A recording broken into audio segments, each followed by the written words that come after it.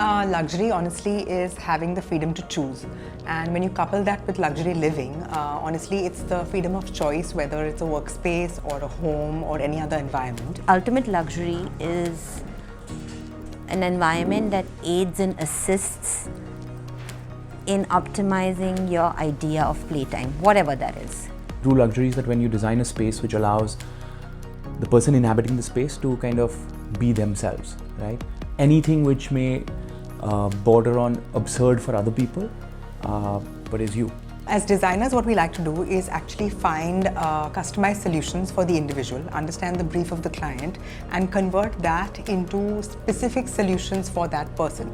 Be it a customized desk, be it a customized wardrobe, be it something which is absolutely unique and specific to that person. And that is pure luxury, because then you're not buying run-of-the-mill, off-the-shelf things, but you're actually using objects and things that surround you which are specific to your needs. Everyone has a different idea of play. Some people might call it spending time with family at home.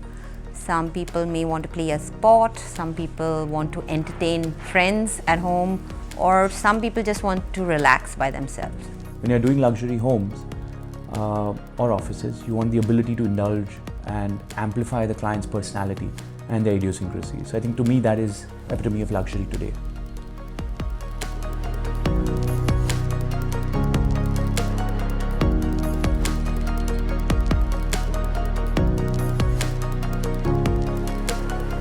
So I think as designers, the biggest challenge for us to actually is blend the indoors with the outdoors. That's something that is pure joy to us. Of course, in today's day and age, if you don't do it with tech, you're kind of being redundant. So we've done a home in Delhi, which was built end-to-end on the plot. So rather than actually having windows on the outside that looked into the neighbor's home, what we actually did was large green screen walls, which then allowed you to leave your windows open, not have shears. And that entire green wall is automated with drip irrigation, so that it gets enough amount of moisture. It has heat lamps which come on at specific times in the day depending on the plants that you're growing in the season. So that's how you can actually blend the tech with the idea of biophilic design and actually make the indoors and outdoors seamlessly integrate, but intelligently.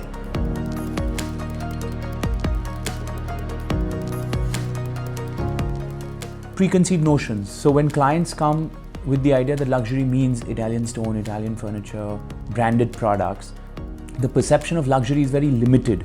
But how you create innovative design solutions, how you utilize space is more the luxury. And towards that end, we were able to convince a client to put a quota floor in what was otherwise a significantly expensive home. We were able to convince them to buy local Indian furniture which was made within that region. But we worked with the artisans to create furniture which was modern. So it was not that regional, cliched, Indian old school sort of furniture, but it was a modern language using the old skills. We worked with just 2 or 3 materials in the entire project, but the end result was pure luxury with the added layer of sustainability as well. The challenge now is to innovate and create other than just curating a collection of expensive things. I don't think that is design or that is luxury. A lot of times what happens is the environmentally friendly option comes at a higher cost, where there is cost of space, cost of economics or time or maintenance. So that I think is the biggest challenge. The client needs to be a little more understanding and the architect needs to be more firm.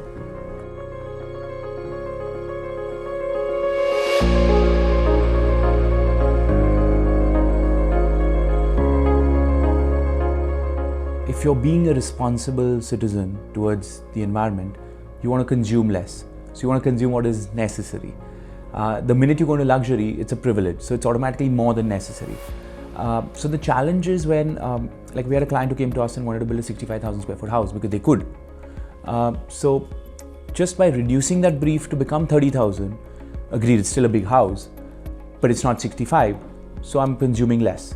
Then of course you go into gestures which are your traditional sustainable gestures, which is aligning with the natural sort of wind direction, drawing north light, using terracotta as a cladding material versus using your traditional ACP and things like that. So in one of our Delhi homes, we've used a 6-inch water body, which is a skylight which goes down 4 floors. So I get natural light, which means I use less power and electricity, but it also cuts off heat.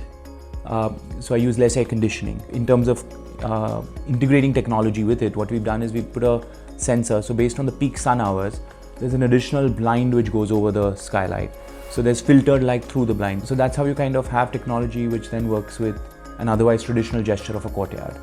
So it's about sustainable materials which are within the local sourcing radius. So if I'm in Goa, I'll try and play with laterite. If I'm working in Rajasthan, I'll use Kota or Indian marbles which are mined locally. I'll avoid Italian stones as much as I can. Sometimes we do make choices which are not ideal for the environment, but that's the cost of luxury.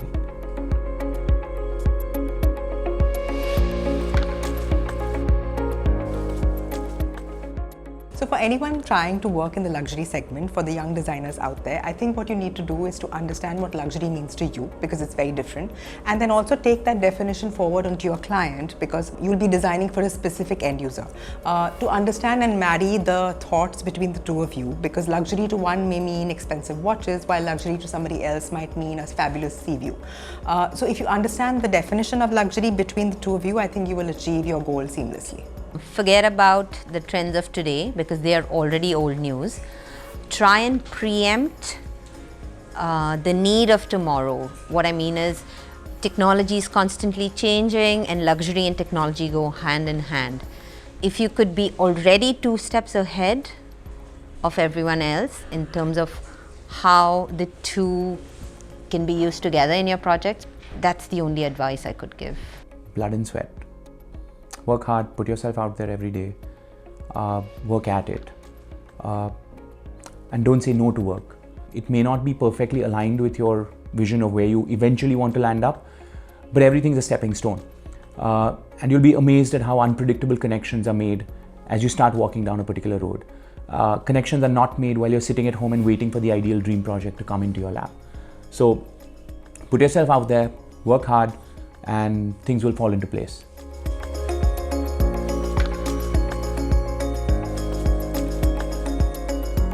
We are an esteemed and revered company, so all 3 of us, without a doubt, are feeling extremely humbled and proud to be part of this list. I'm absolutely thrilled and thankful, honored and humbled to be a part of this list by Kohler and Forbes India.